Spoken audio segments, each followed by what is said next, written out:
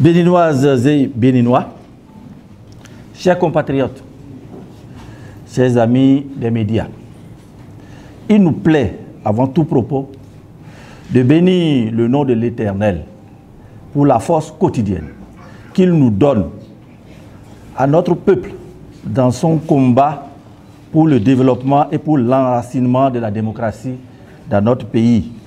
Il nous plaît également de saluer la bravoure, la détermination et l'abnégation de notre peuple à continuer de soutenir notre parti, le Parti Les Démocrates.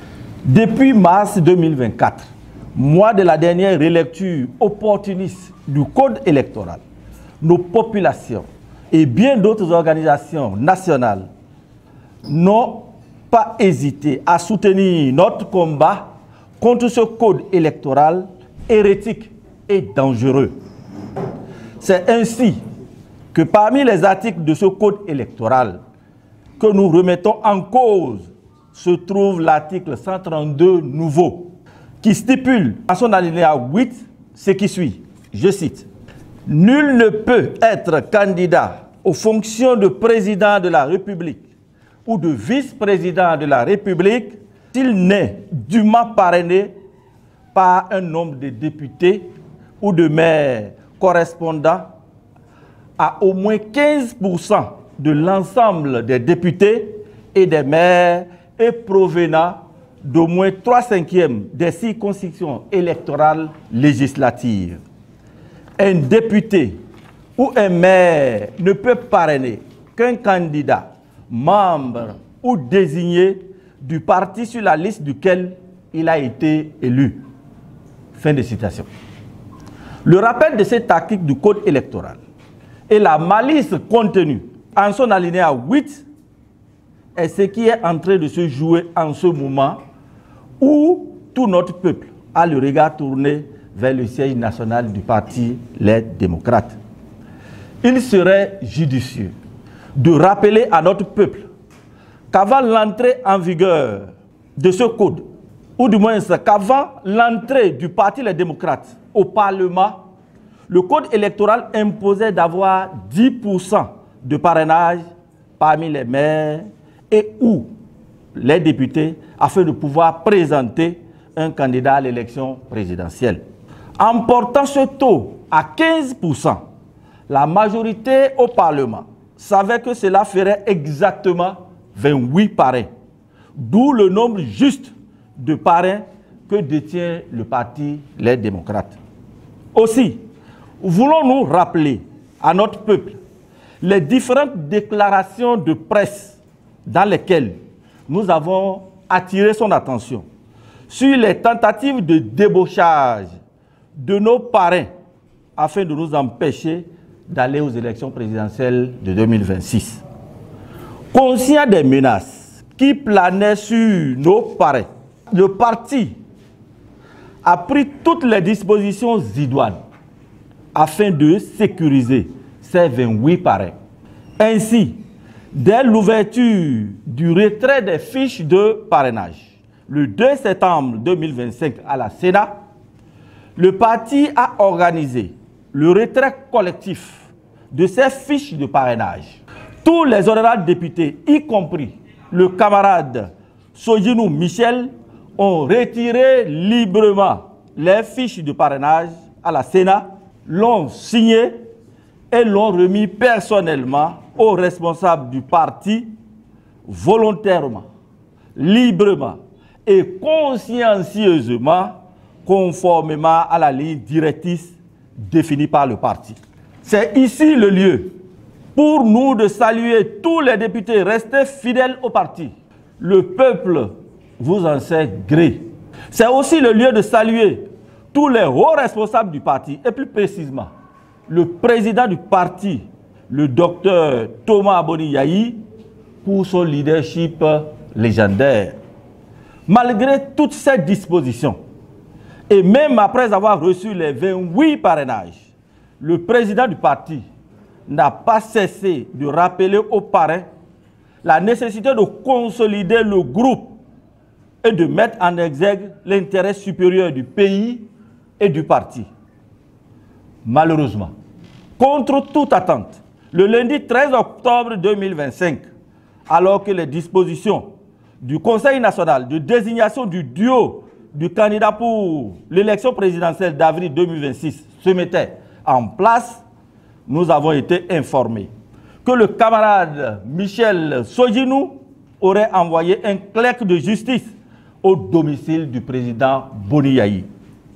Le clerc de l'huissier de justice, venu pour signifier l'acte, est arrivé au domicile du président Boni Yayi le lundi 13 octobre 2025, dans un premier temps, aux environs de 14 heures, avec un document dans lequel la date était du 13 novembre 2025. La remarque de la date erronée lui a été notifiée.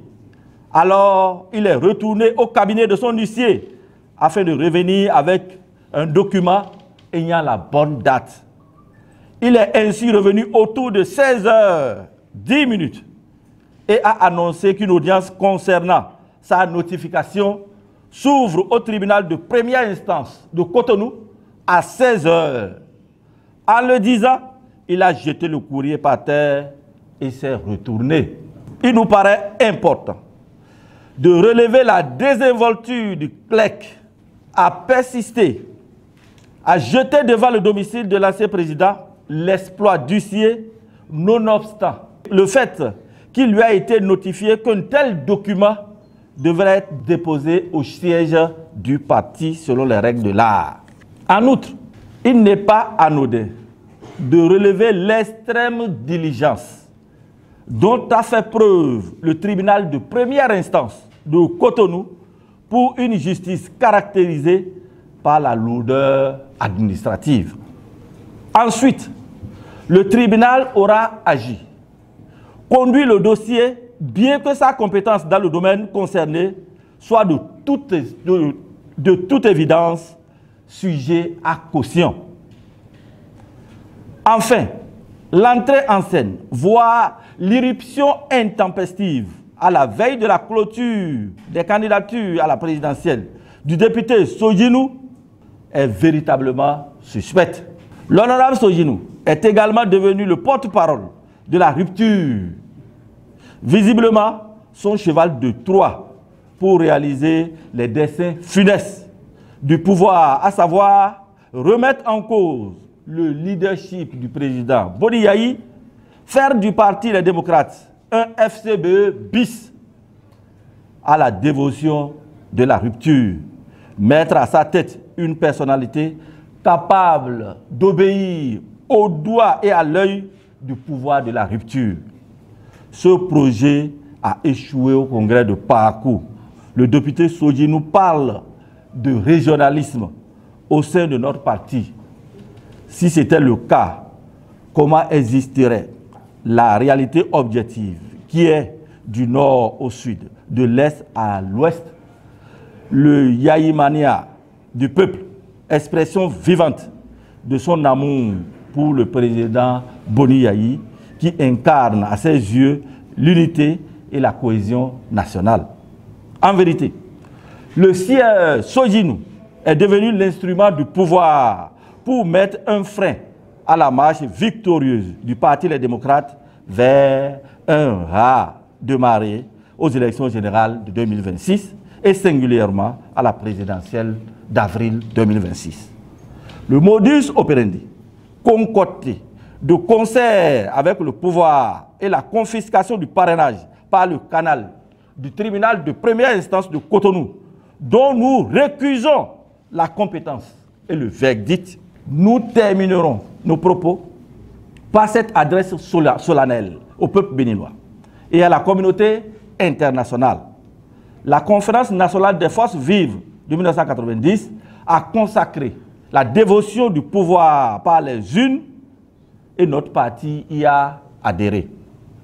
Ce principe sacro-saint de la démocratie se fonde sur le pluralisme politique, la possibilité de tout citoyen jouissant de ses droits civiques et politiques, ainsi que tout parti politique constitutionnellement reconnu de prendre part à la compétition électorale.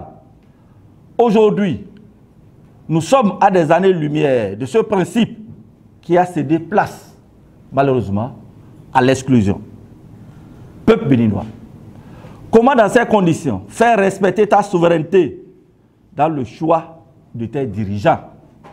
À cet égard, il a tout mis en œuvre pour exclure le Parti Les Démocrates. La souveraineté appartient au peuple. Il lui reste désormais de savoir comment l'exprimer.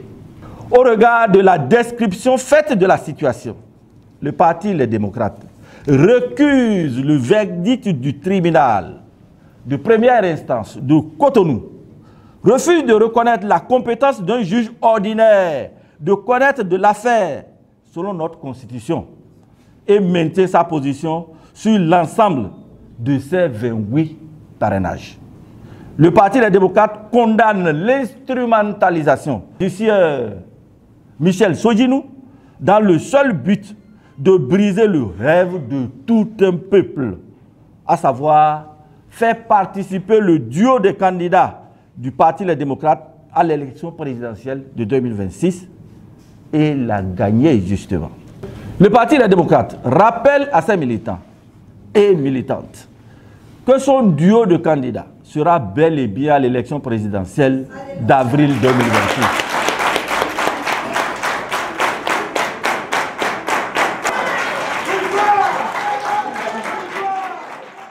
Le Parti Les Démocrates exhorte ses militants et militantes et tout le peuple béninois à la sérénité, à la détermination pour une victoire éclatante en 2026. Vive la démocratie, vive le pouvoir du peuple, Dieu bénisse et garde le Bénin. Je vous remercie.